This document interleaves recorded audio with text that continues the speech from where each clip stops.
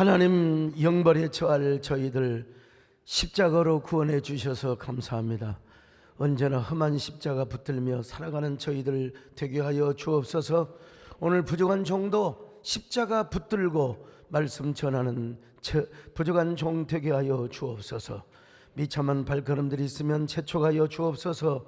예수님의 이름으로 기도 올려옵나이다. 아멘.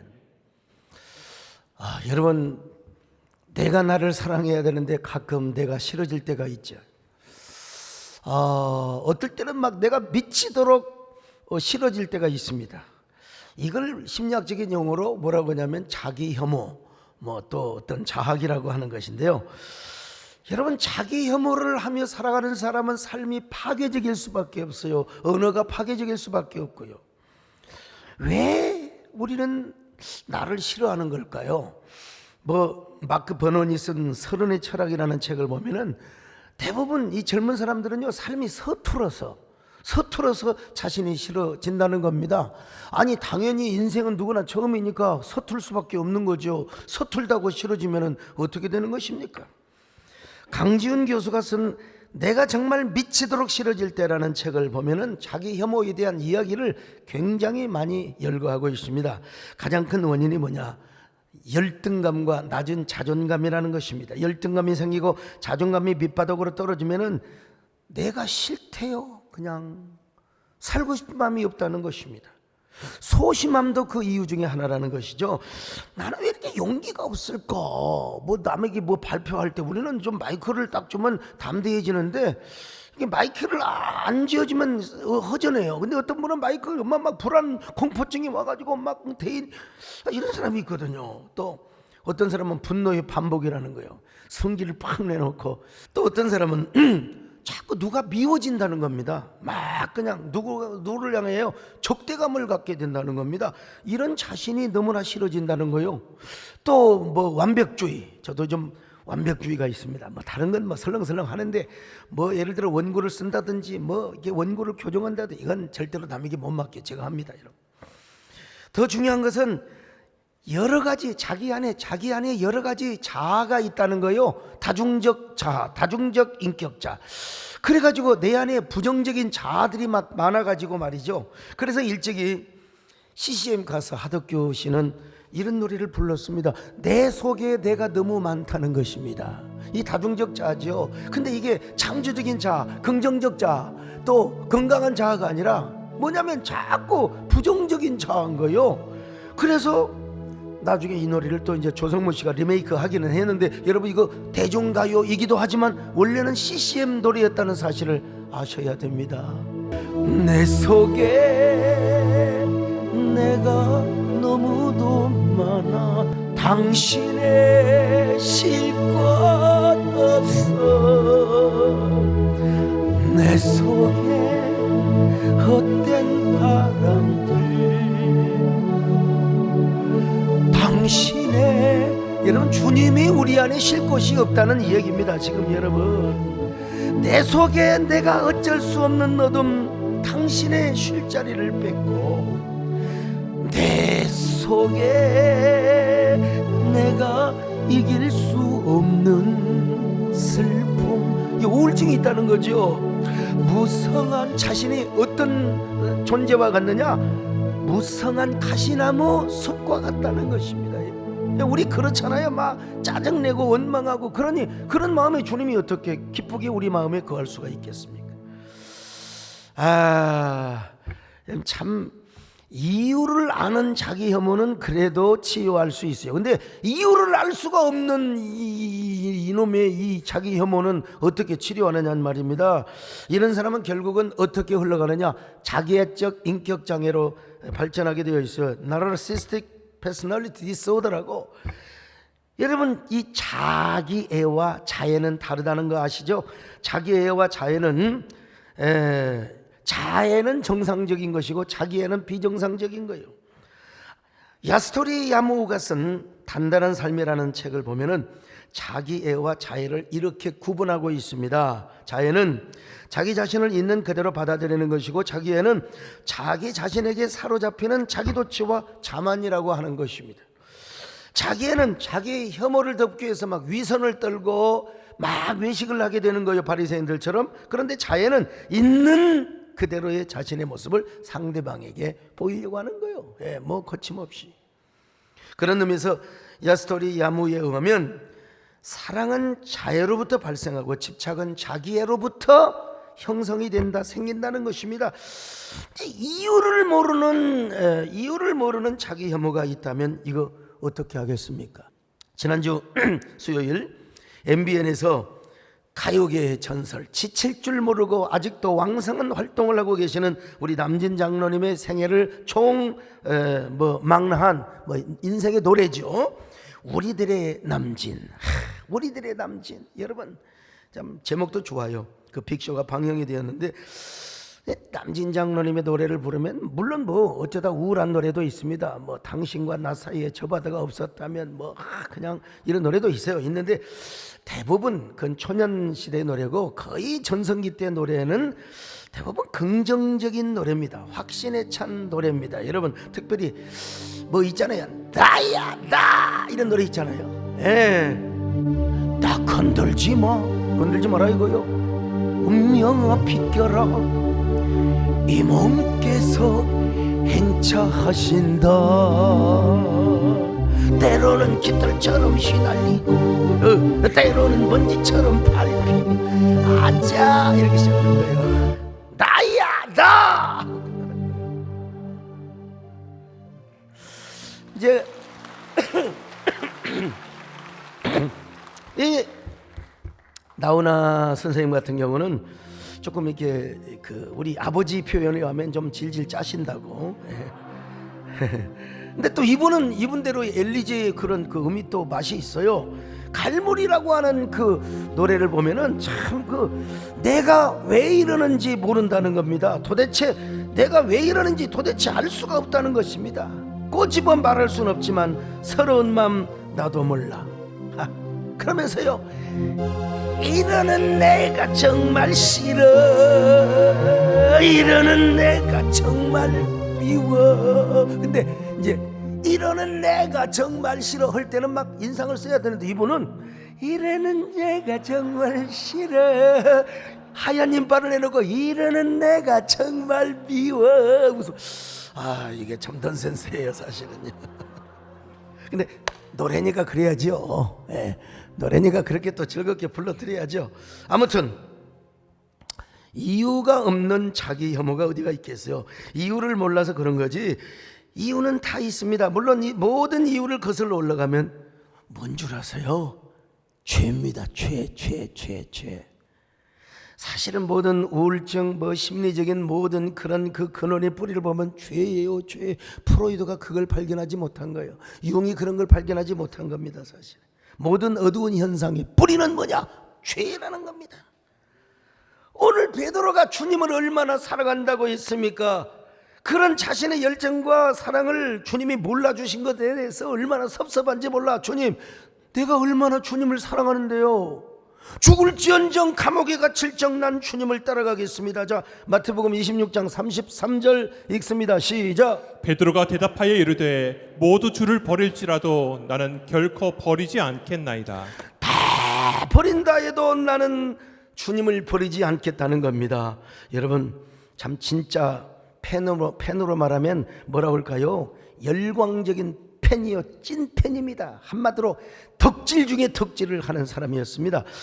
그러니까 대제사장과 로마 군병들이 예수님을 잡으러 올 때 베드로가 칼을 빼가지고 말고의 귀를 꽉 잘라버렸어요. 어떻게 기술적으로 귀를 그렇게 잘 잘랐는지 모르겠어요. 자, 요한복음 18장 10절입니다. 시작. 이에 시몬 베드로가 칼을 가졌는데 그것을 빼어 대제사장의 종을 쳐서 오른편 귀를 베어버리니 그 종의 이름은 말고라. 자, 그런 엄청난 일을 하는 우리 주님이 야야야야야 정말 너 용기 대단하다 칭찬해 줄 줄 알았어요. 근데 뭐라고 한 줄 아세요? 야, 칼을 든 자는 칼로 망해. 베드로는 여전히 거기서 이제 시험 든 겁니다.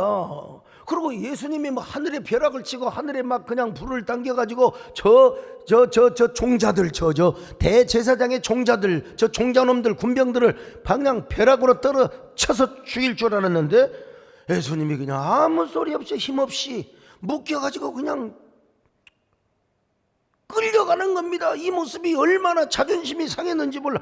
거기에다가 가야바 궁전에 가서 보니까 예수님께서 그냥 묶여가지고 고문을 당하고 매질을 당하는데, 지금도 가야바 궁전에 가면 그 모습이 있어요. 여러분, 나는 저 모습을 보고 위로받습니다. 우리 예수님도 키가 매우 크지는 않았을 것 같다. 저보다 커봤자 한 5cm 크셨나? 뭐 이런 짐작을 해요. 왜? 저도 이렇게 묶였거든요. 그 모습을 보니까 막 두려운 겁니다. 막 매질을 당하고 그 벌벌 떨고 있는 한 계집 여자 종이, 계집종 성경 그대로 표현합니다. 요즘 여성종이라고 해야 돼. 여성종. 자, 그 계집종이 와가지고 베드로한테 당신 말이야 예수당원 맞지? 여러분 언급결에 그냥 뭐 언급결에 아니야 난 아니야. 우리 현승이 조카 말 맞더라. 아니야. 그러면 그래서 또 다른 여자가 와가지고 많은 사람들은 여보시오 저 사람 보세요. 저 사람 예수와 분명히 있었어요. 예수당원 맞습니다. 그랬더니 뭐라고 하냐면 맹세하면서 난 결코 예수님 제자가 아닙니다. 자, 마태복음 26장 71절로 72절을 같이 봅니다. 시작. 앞문까지 나아가니 다른 여종이 그를 보고 거기 있는 사람들에게 말하되 이 사람은 나사렛 예수와 함께 있었도다 하매 베드로가 맹세하고 또 부인하여 이르되 나는 그 사람을 알지 못하노라 하더라. 이거 한마디로 지금 이게 머피의 법칙과 같습니다. 이제 그 정도 끝나면 될 일이지. 또 어떤 여자가 와가지고 대문 밖으로 나가려고 이제 딱 있는데 저 양반 분명히 예수당원이야. 저 사람 말이야. 사투리 봐봐. 갈릴리 사투리 쓰잖아. 저 사람 예수당원이야. 그랬더니 베드로가 뭐라고 말하죠? 예수 그 XX 그 땡땡이 요즘 그 예수 그 땡땡이 예수의 XX 그 진짜 시기 누군지인데 누가 나오고 영광을 짓느냐고. 여러분 예수님을 저주하며 육두문자를 써가며 저주하며 부인했어요. 73절로 74절을 같이 봅니다. 시작. 조금 후에 곁에 섰던 사람들이 나와 베드로에게 이르되 너도 진실로 그 도당이라 내 말소리가 너를 표명한다 하거늘 그가 저주하며 맹세하여 이르되 나는 그 사람을 알지 못하노라. 그렇게 말을 하는 순간 벌써 타고는 소리가 들리는 거예요. 꺾이요 하는 순간 예수님의 말씀이 생각이 나서 주님을 보니까 저쪽에 주님이 이미 내가 3번이나 부인했던 그 모습을 주님이 다 보고 계신 거예요. 주님의 눈동자와 베드로의 눈동자가 마주쳤어요. 여러분 반가운 사람끼리 만나면 눈동자가 마주칠 때 그 눈동자 속에서 여러분 그 강렬한 사랑의 그 빛이 그냥 비쳐오지 않습니까? 그 눈동자와 눈동자가 마주치면 놀라운 역사가 나타납니다. 그런데 베드로는 지금 주님을 3번이나 부인했어요. 그 주님의 눈동자와 시선이 마주쳤을 때 어찌 되었겠습니까? 그때 자기 혐오를 하게 되는 거예요. 세상에. 자, 한번 눈동자 마주친 거 한번 볼까요? 누가복음 22장 61절 같이 보십니다. 시작. 주께서 돌이켜 베드로를 보시니 베드로가 주의 말씀 곧 오늘 닭 울기 전에 네가 3번 나를 부인하리라 하심이 생각나서. 여러분 주님께서 돌이켜 베드로를 보시니 여기서 눈동자와 눈동자가 마주치게 된 겁니다.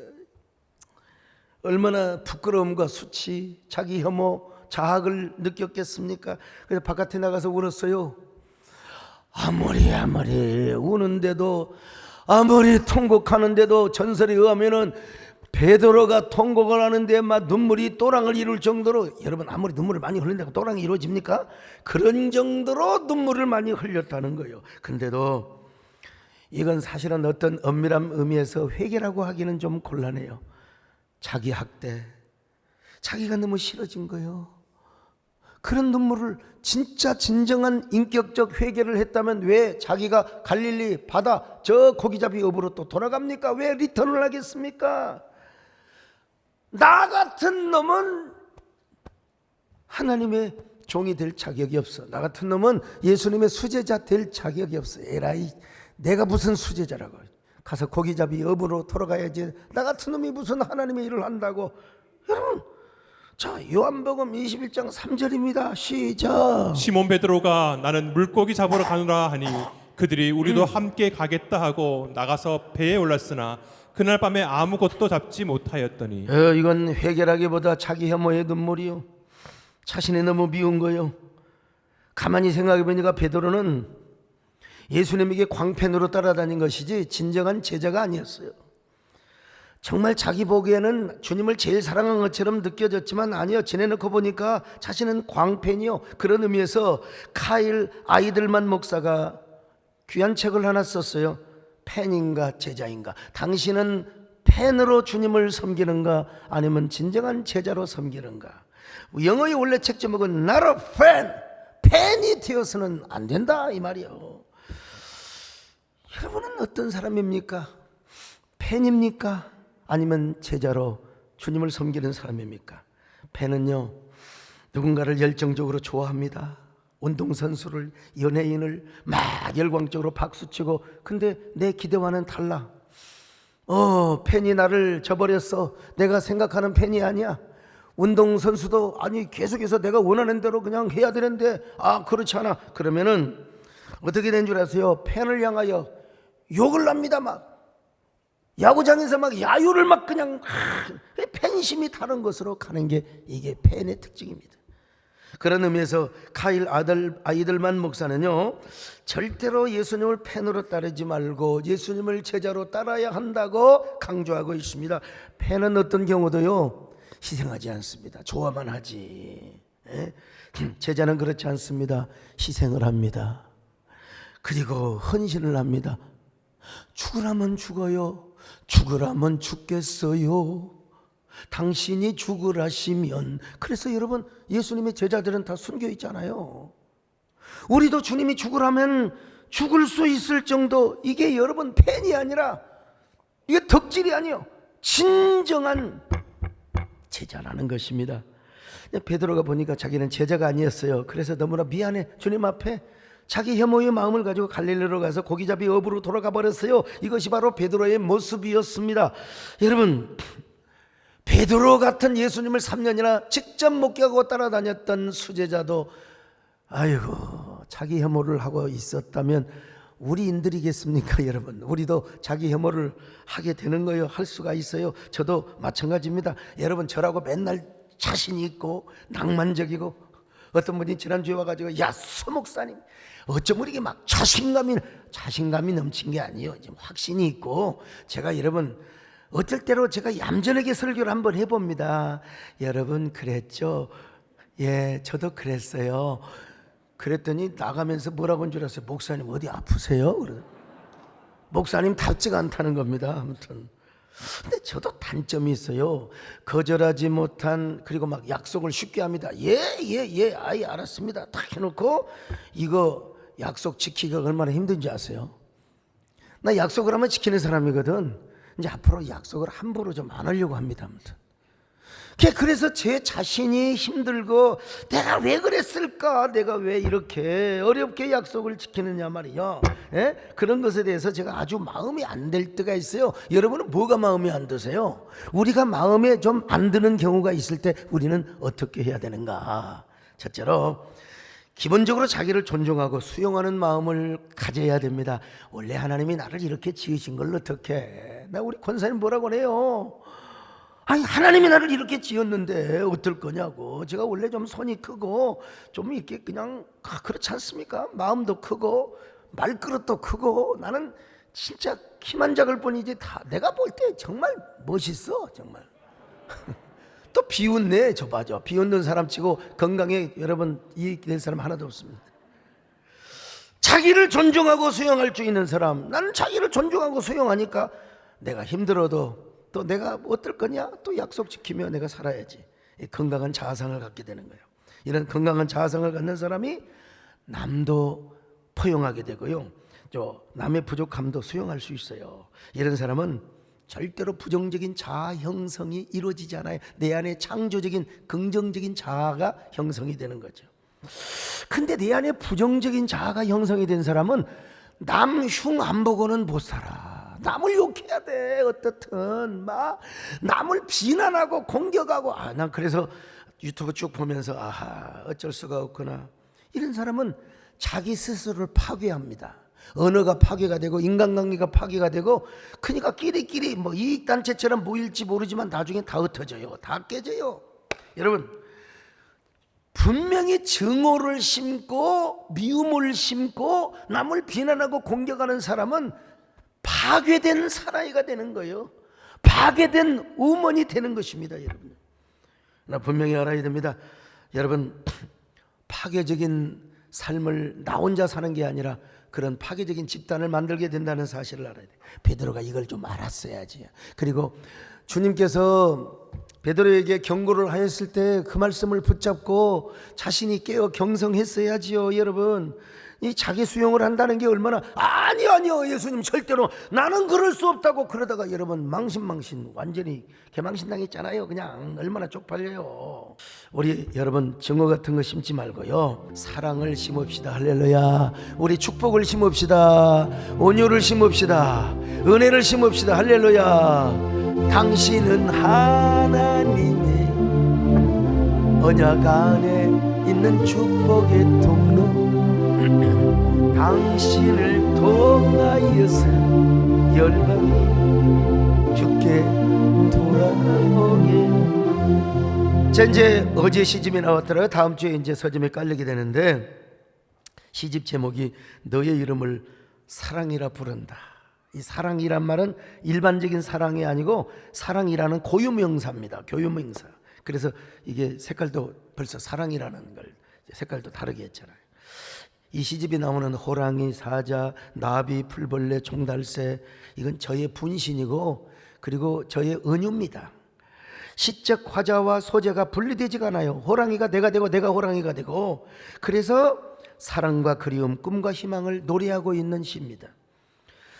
저희 시를 통해서 콘크리트 도시에 갇혀 꿈과 야성, 순수와 낭만을 잃어버리고 있는 사람들에게 사랑과 위로, 그리움과 꿈과 그리고 희망을 들려주고 싶었던 것이죠.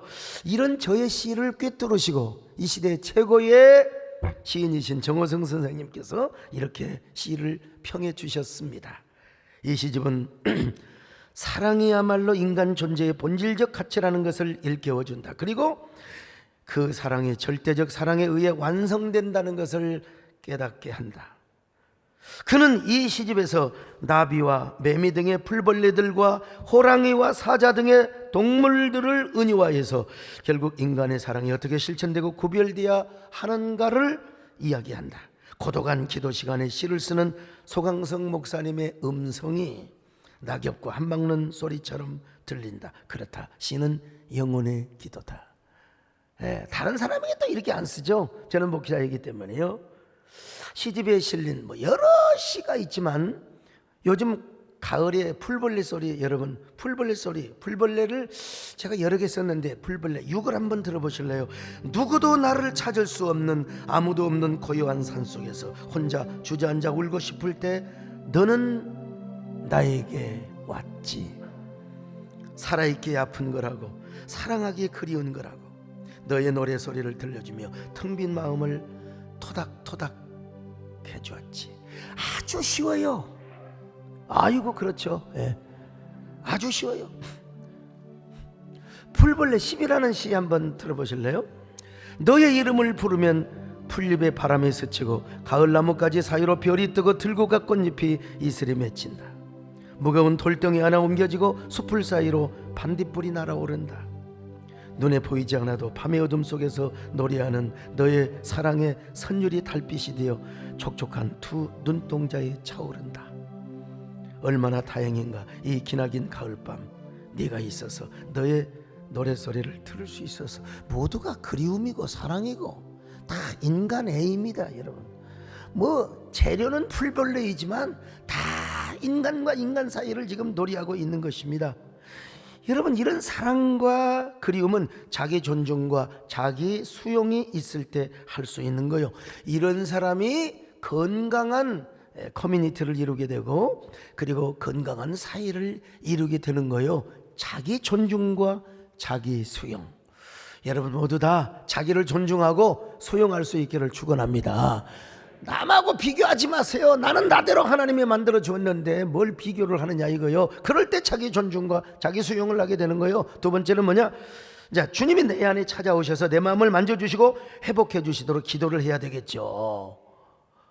자기 존중과 자기 수용만 가지고는 안 돼. 이제 주님이 찾아오셔서 나를 회복해 주시고 나를 붙들어 주셔야 됩니다. 여러분, 베드로가 갈릴리 바다로 갔잖아요. 고기 잡았어요. 여러분, 베드로는 고기를 잡으러 갔지만 어떻게 주님이 생각이 안 나겠습니까? 그렇잖아요. 내가 당신하고 헤어진다. 아이고, 헤어지기는 헤어져도 사랑하는 사람이 생각이 나야죠. 그게 진짜 아니겠습니까, 여러분? 주님이 찾아오기를. 그런데 어떤 사람이 새벽녘에 와가지고 어이, 고기 많이 잡았어? 그런데 베드로는 눈치를 못 챘는데 사도 요한이 저분이 예수님이야. 예수님이 오셨어. 부활하신 주님이 여기까지 오셨어. 그 말을 듣고 베드로는 여러분 우통을 벗고 고기를 잡다가 겉옷을 입고 어디에 갑니까? 헤엄을 쳐서 주님에게 찾아가는 거예요. 자, 요한복음 21장 7절을 봅니다. 시작. 예수께서 사랑하시는 그 제자가 베드로에게 이르되 주님이시라 하니 시몬 베드로가 벗고 있다가 주님이라 하는 말을 듣고 겉옷을 두른 후에 바다로 뛰어내리더라. 여러분, 헤엄은요 맨몸으로 쳐야 잘 나가는 거예요. 그런 옷 말고 다 그냥 이스라엘의 겉옷은 우리나라에 두루마기 같거든요. 두루마기 같은 것을 입고 헤엄을 치면 얼마나 힘들겠어요. 그래도 얼마나 주님을 기다렸을까, 얼마나 주님을 사모했을까, 이런 마음으로 헤엄을 쳤어요. 자, 주님하고 만났어요. 근데 이제 뭐 얘기도 못했을 거 아니겠어요? 주님하고 단둘이 있을 때만 야, 참 뭐라고 하기도 뭐하고 아마 침묵의 시간이 있었을 거예요. 제자들이 다 왔어요. 그때 주님이 뭐라고 드디어 입을 여셨을까? 야, 베드로, 너 그때 왜 나를 3번이나 부인했어? 에이, 남자가, 너는 진짜 무슨 산의 꼭지도 아니야 임마. 너는 꼭 기집애 같아가지고 말이야. 주님 그런 말씀 안 하셨어요. 주님은 절대 우리에게 망신 주지 않습니다. 망신은 누가 주는 줄 아세요? 악한 마귀가 주는 거예요. 우리 안에 사랑받지 못한 공격적인 사람들이 망신 주는 거지. 절대로 여러분 사람들 앞에 망신 안 줍니다. 저도요. 주님이 딱 물어보시는 말씀이 뭔 줄 아세요? 베드로야, 너 지금도 나 사랑해? 옛날에 나 사랑한다고 했잖아. 그런 말도 안 해. 그냥 베드로, 너 나는 얼마나 사랑해? 너 얼마나 사랑해? 여기 있는 사람보다 너 날 사랑해. 여러분, 오늘도 주님은 마찬가지입니다. 야, 니네들 전도 얼마 할래? 물론 그런 거 안 물어볼 수가 없어요. 그러나 본질적인 걸 먼저 물어보는 거예요. 야, 니들 얼마나 나 위해서 충성할 수 있어? 야, 니들 말이야 얼마나 더 요즘 도대체 헌금 얼마 하니? 그런 거 안 물어보세요. 주님은 우리에게 뭘 물어보셨느냐? 야, 베드로에게 뭘 물어보시느냐? 사랑하는 여기 있는 성도들에게 너는 나를 얼마나 사랑하느냐? 여러분, 사랑 안에 다 있거든요. 사랑하면 다 아는 거예요. 사랑하면 전도하고, 사랑하면 우리가 헌신하고, 사랑하면 헌금도 하고, 사랑하면 희생도 하고 말이요. 오늘 우리에게 물어보시는 게 있어. 베드로처럼요, 사랑하는 너는, 사랑하는 성도들아, 너는 나를 얼마나 사랑하느냐? 사랑하는 시몬아, 넌 날 사랑하느냐? 오 주님, 당신만 아십니다. 우리에게 물어요. 사랑하는 성도들아, 넌 날 사랑하느냐? 오 주님, 당신만이 아십니다. 캘리포니아주가 얼마나 우리나라보다도 얼마나 큰데 두 모녀가 행복하게 살다가 이 여자 사랑하는 딸내미가 사춘기가 되어가지고 집을 나가버렸어요. 어디로 간지도 몰라. 근데 누가 귀뚜머리 주는데 LA의 어느 창녀촌에서 창녀로 일을 하고 있다는 거예요. 여러분, 엄마가 얼마나 복장이 터지겠습니까? 얼마나 엄마가 그래서 LA의 어느 지역인가는 하여간 집창촌에다가 전부 딸의 사진을 넣어가지고 사랑하는 딸아, 엄마가 기다린다 돌아오거라. 그렇게 하려고 했어요. 이 여자의 얼굴을 아는 사람은 저에게 신고를 해주시기 바랍니다. 이런 문장도 썼어요. 근데 가만히 생각해 보니까 아니야. 그랬다간 우리 딸이 얼마나 망신당하고 시집 가는데도 아마 큰 지장이 될 거야. 그래서 엄마가 생각을 했어요. 딸 들어갈 사진을 자기 얼굴을 넣은 거예요. 엄마 얼굴을 넣었어. 아이고, 그리고 집창촌 일대에다가 다 뿌렸습니다. 그리고 뭐라고 쓴 줄 아세요? 딸아, 엄마가 너를 애타게 기다린다. 엄마가 너 때문에 잠 못 이루고 있다. 딸아 보고 싶다. 딸아 보고 싶다. 참, 마침내 딸로부터 연락이 왔어요. 감동을 받고 자기 얼굴 망신 줬으면 절대 안 돌아와. 근데 엄마 사진을 넣고 딸아. 이 감동적인 엄마의 사랑의 이야기가 이해가 되십니까, 여러분? 우리 주님이 그러신 분이라고. 여러분, 망신 안 줘요. 걱정하지 마세요, 여러분. 여러분 개인에게 주님께서 책망하시고 그러지 막 공개적으로, 여러분 내가 막 공개적으로 아무개를 막 내가 망신을 주고 그러면 되겠습니까? 나도 안 그런데. 여러분, 절대로 주님은 그러신 분이 아니에요. 혹시라도 실패했다 하더라도, 혹시라도 우리가 무너졌다 하더라도 찾아오셔서 망신 안 주고 그냥 물어보는 게 있어요. 사랑하는 종아, 오늘 여러분, 주님은 여러분을 사랑하십니다. 예. 그리고 찾아오셔서 여러분을 사랑한다고 말씀하세요. 사랑한다 내 아들아, 사랑한다 내 딸아. 할렐루야. 주님이 찾아오시면 되는 거라니까, 여러분. 사랑한다 아들아, 내가 너를 잘 알아. 자, 이거 다시 한번 해봐요. 다시 하자. 사랑한다 아들아, 사랑한다 이거요. 내가 너를 잘 아노라. 사랑한다 내게 축복을 더합니다. 축복 더하노라. 마지막 세 번째로, 자기 부정은 해야 할 영역이 있습니다. 자기 혐오는 아니지만 자기 부정을 해야 할 때가 있어요. 그리고 하나님의 사랑을 더 붙잡아야 합니다. 여러분, 우리 안에 옛사람이 있거든요. 요놈의 옛사람, 요놈의 부정적인 자아가 있어요. 이거는 우리가 미워해야 돼요. 미워. 그리고 십자가에 못 박아야 돼요. 그래서 여러분, 예수님도 이렇게 말씀하셨잖아요. 마태복음 16장 24절입니다. 시작. 예수께서 제자들에게 이르시되 누구든지 나를 따라오려거든 자기를 부인하고 자기 십자가를 지고. 자기를 부인하고. 예수님은 여러분 옛사람을 죽이라는 말입니다. 여러분, 사도 바울도 이렇게 고백을 했어요. 갈라디아 5장 24절입니다. 시작. 그리스도 예수의 사람들은 육체와 함께 그 정욕과 탐심을 십자가에 못 박았느니라. 십자가에 못 박아야 돼. 우리의 이 옛사람은 못 안 박으면 안 됩니다. 이놈의 드락툴레가 우리 안에 다 있거든요. 요 옛사람은 십자가에 못을 박아야 돼. 아일랜드의 전설 가시나무 새라고 하는 이야기가 있습니다. 이 가시나무 새는요, 소나무나 참나무 이런 데 안 돼요. 아카시나무 같은 가시나무 숲에서만 날아다니다가 자신의 몸을 일부러 찔러요. 근데 그 찔를 때 아름다운 소리가 나와요. 아름다운 소리가 나오는데, 그래서 가장 아름다운 소리를 내기 위해서 아주 날카로운 그 가시를 찾아다니다가 엄청나게 날카로운 가시 하나가 발견되면 일부러 가슴을 그 가시에다가 찔러대요. 계속 찔러대면 그렇게 아름다운 소리가 나올 수가 없대요. 그 노래 소리를 듣고 모든 새들이 와서 들은대요. 지나가는 산악인들이 그 노래를 듣고 행복감이 빠진대요. 여러분, 이 새는 그렇게 노래를 부르다가 죽습니다. 어디까지나 전설에 불과하는 내용이긴 합니다만은, 오늘 우리도 그렇습니다.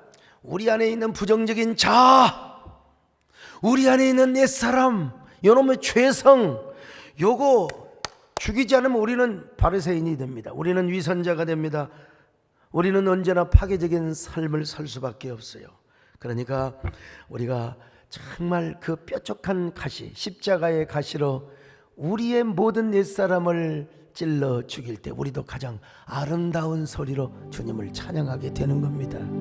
정말 주님 보시기에 가장 아름다운 노래를 부를 수가 있습니다. 여러분, 주님의 높고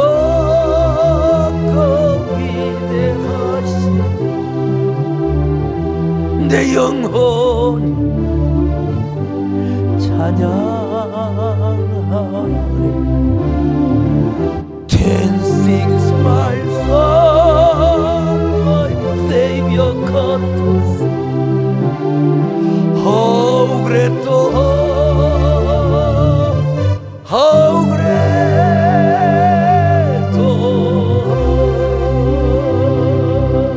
모택동이요, 지하 교회를 핍박하고 있을 때, 중국을 다스리고 있을 때 왕밍따고라는 목사님이 그냥 잡혀가 가지고 얼마나 고문을 당했는지. 제가 손톱을 너무 좀 깊게 잘라 가지고 어떻게 하다 보니까 손톱과 이 살이 벌어졌어요. 가지고 이거 항생제 먹어도 잘 안 되더라고. 얼마나 고생을 했는지. 거기에다가 이제 추석 때 기도원에 가가지고 우리 성종환 수집사하고 밀어뛰기를 하는데 자빠지면 순순하게 자빠지지 왜 내 이 다친 손가락을 삐뚤어.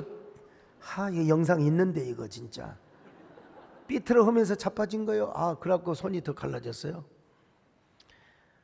여러분, 그 중국의 그 목사들 잡혀갔을 때 어떤 고문을 당했느냐면 이쑤시개 같은 걸로 그 철침으로 손톱 사이를 그냥 쑤셔 박았어요. 얼마나 아프겠어요. 도대체 그 고문을 이기지 못해서 예수님을 부인해버렸어요. 예수님 부인해버렸어요. 나 예수님 모른다고 안 믿겠다고. 근데 나와서 보니까 다 허탈하고 얼마나 주님 앞에 죄송한지 어느 날 북경 거리로 나갔습니다. 그리고 간판을 걸고, 여러분, 자기는 이렇게 외쳤습니다. 나는 베드로입니다. 나는 나를 사랑하신 주님을 배신했습니다. 나는 베드로입니다. 나는 주님을 부인한 베드로입니다. 그러니까 즉시 체포되었죠. 19년 동안 감옥살이를 했어요. 근데 그가 감옥살이를 함으로써 중국의 지하교회 지도자들이 얼마나 은혜를 받고 은밀하게 전도를 했는지.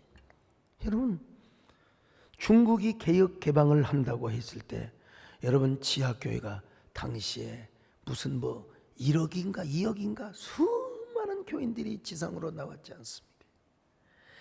바로 그 베드로 하나가 회개하고 베드로 하나가 그 간판을 달고 목에 목걸이를 달고 나와서 외쳤을 때 이런 놀라운 영적 부흥이 있었다는 사실.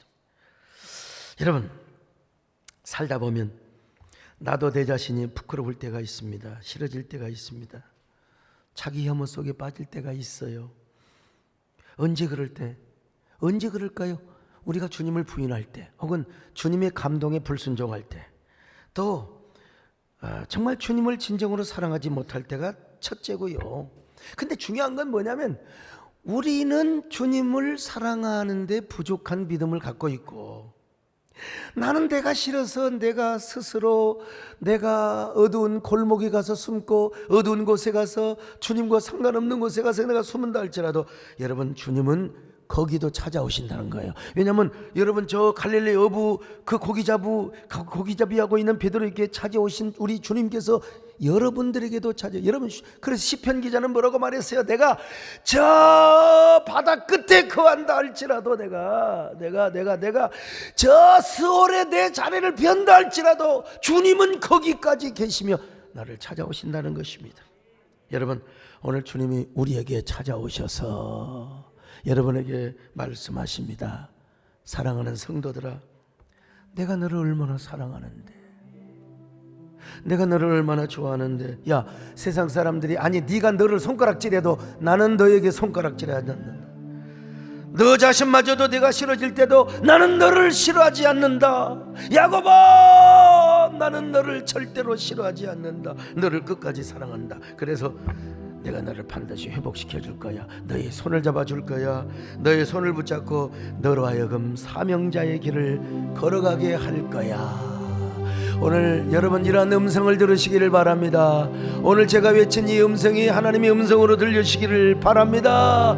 아무리 주님을 부인해도 주님은 여러분을 찾아오세요. 왜? 여러분은 주님의 자녀니까.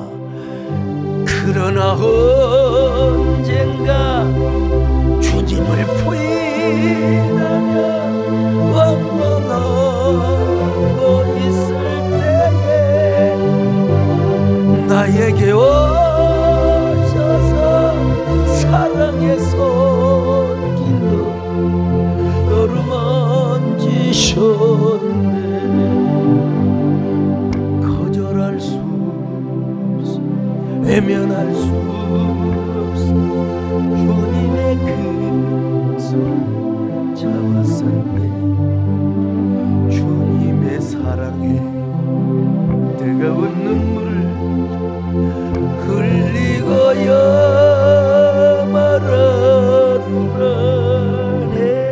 말하네. 주님, 생각해보면 내가 나를 싫어할 때가 있습니다. 내가 나를 증오하고 자학할 때가 있습니다. 그러나 주님은 나를 한 번도 싫어버리지 않는다고 말씀하셨습니다. 주님은 나를 찾아오셨습니다. 오늘도 찾아와 주시옵소서. 나의 마음을 만져주시옵소서. 나의 손을 잡아 주시옵소서. 내게 오셔서 나를 일으켜 주시기를 바랍니다. 회복시켜 주시기를 바랍니다. 여러분, 이러한 기도를 여러분 스스로 조용하게 고백해 보시기를 바랍니다.